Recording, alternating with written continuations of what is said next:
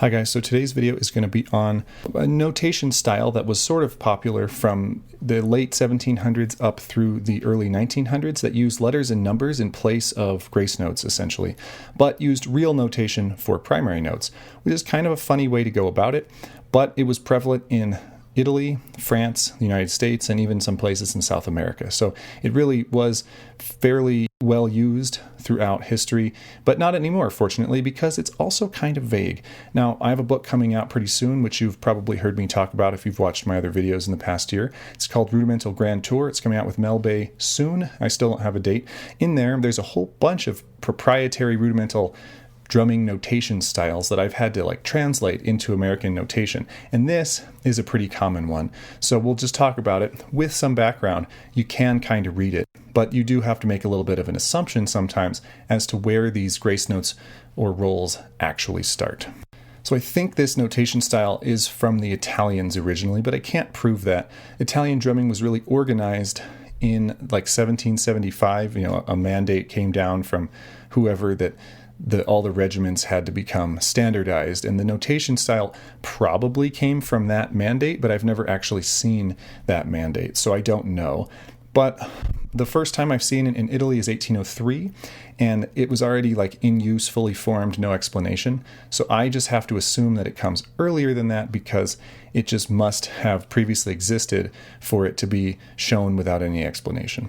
But we actually had it in America as early as 1797, or a version of it. And I don't believe that it's actually taken one way or the other. I think it might be coincidental. But Isaac Day in 1797-ish, we're not exactly sure, I don't think. He sort of used letters to indicate rolls and flams.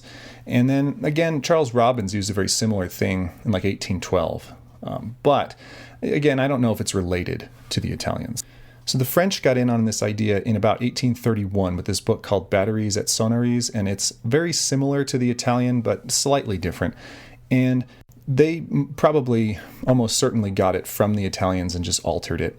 And then what's funny is that in 1835, I want to say, this guy named Winfield Scott wrote an infantry manual for the United States that just blatantly took the French notation and copied it. I assume he had permission, but it was just exactly the same musical plates copied over from the French, but with English titles put on it.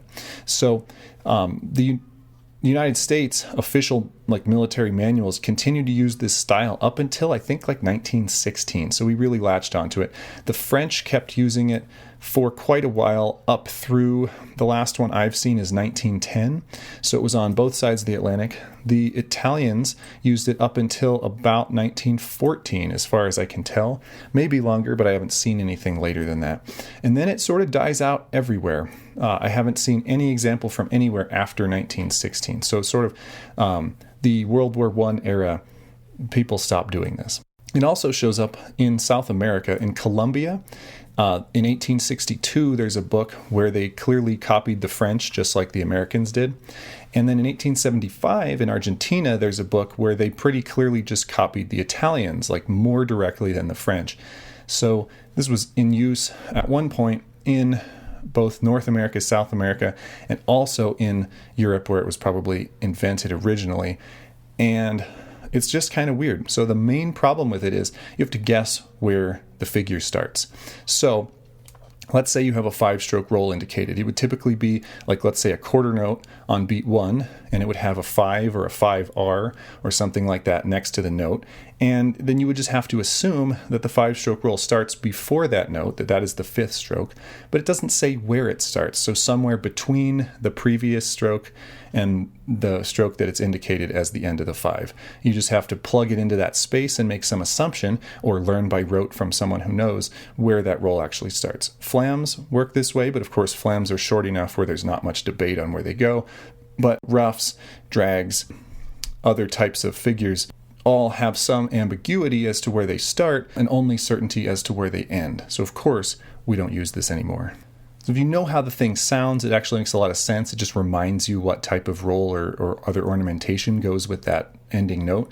If you're trying to sight read from it, it's really confusing because you have to be looking ahead far enough to start the roll or the ruff or whatever before you get to the note where it's indicated. So in that sense, it's really pretty inefficient. But I don't think sight reading was a big concern, especially in old school military drumming. They would mostly just teach things by rote, and these publications were for the instructors to sort of make sure they were teaching the right thing, not for the students to actually learn from without help.